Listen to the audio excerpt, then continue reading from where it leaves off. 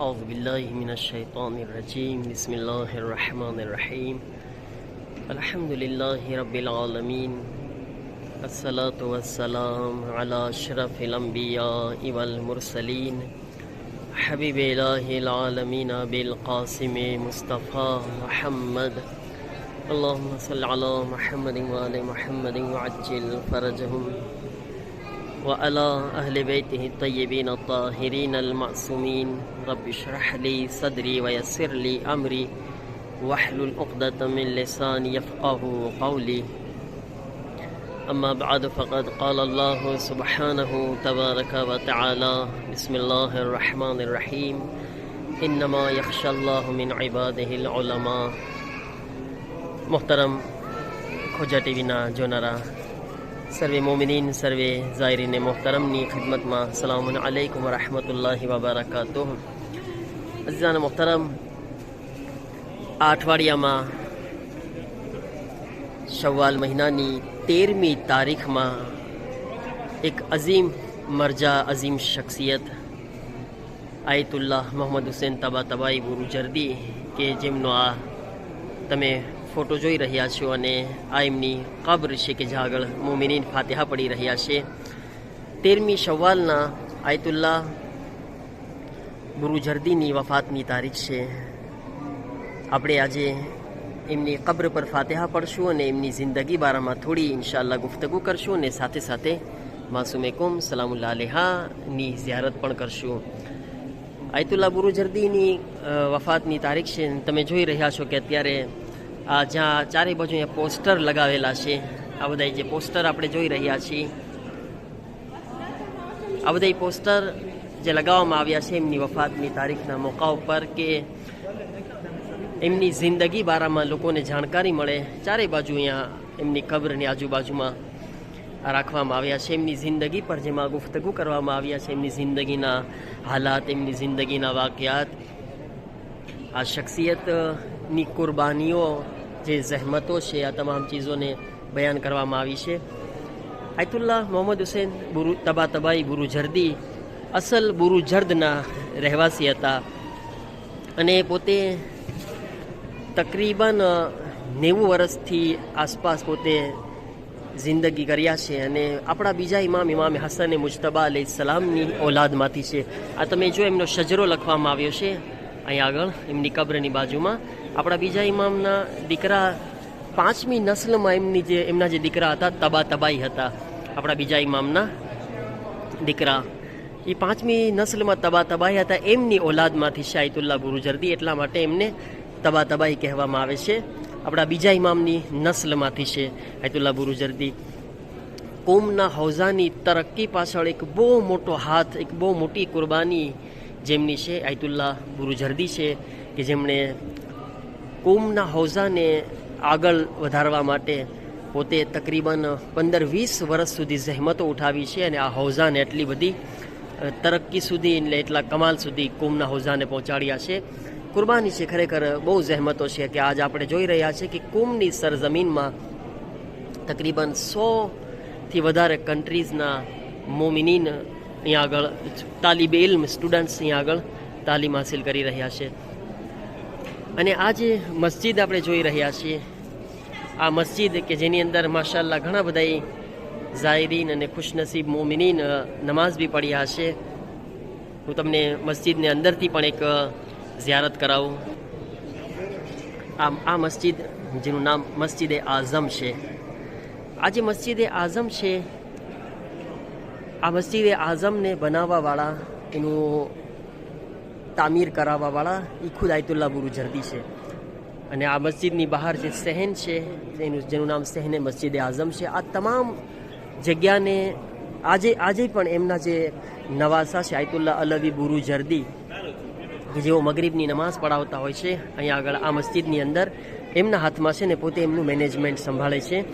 પણ આટલી આલિશાન મસ્જિદ બનાવી જેમણે અને જહેમત ઉઠાવી છે તે ખરેખર કાબિલે તારીફ છે અને વાકેન અઝીમ એવું કામ કરીને ગયા છે આયતુલ્લાહ બુરુજર્દી। પછી એક મસ્જિદ નથી, હું તમને એક મસ્જિદની ઝિયારત કરાવી રહ્યો છું।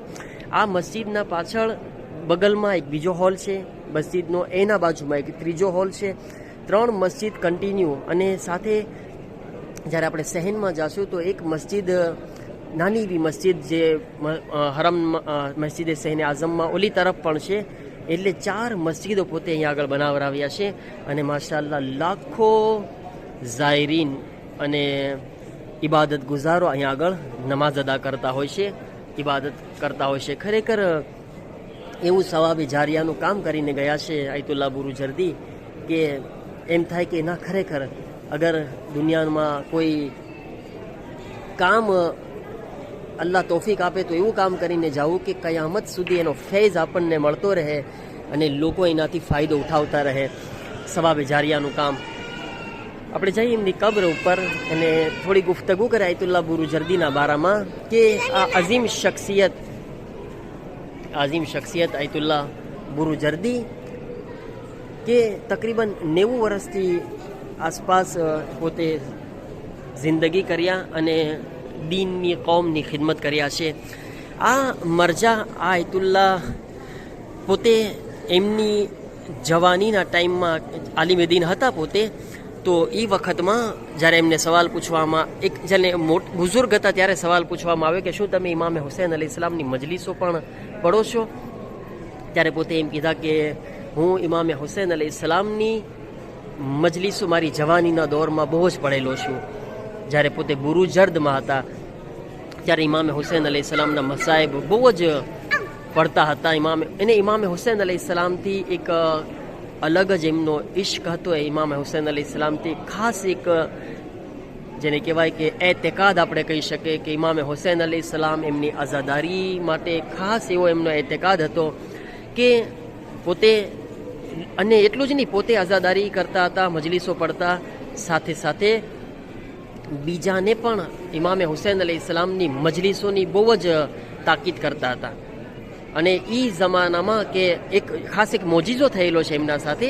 આ મજલિસનો એક મોજીઝો છે એમના માટે, એ તમને બયાન કરું છું કે, અને આપણા માટે બી એક અકીદાને વધારવા માટે, ઇમામે હુસૈન અલૈહિસ્સલામથી એક મોહબ્બતને વધારવા માટે આ એક બહુ સારો મોજીઝો જે હું તમને પોસ્ટર બતાવ્યો, એ પોસ્ટરમાં જ આ મોજીઝો લખેલો છે જે હું તમને બયાન કરી રહ્યો છું કે આયતુલ્લાહ બુરુજર્દી એક વખત એવો આવે છે કે આયતુલ્લાહ બુરુજર્દીને આંખનું દર્દ થઈ જાય છે, આંખોમાં શદીદ દુખાવો થાય છે, એટલો દુખાવો થાય છે કે પોતે એમની આંખો એને પોતે બરદાશ્ત બી નહોતા કરી શકતા. એટલી તકલીફ આંખોના દુખાવાની થઈ ગઈ અને ઘરની બહાર ન નીકળી શકે આંખોના દુખાવાના કારણે.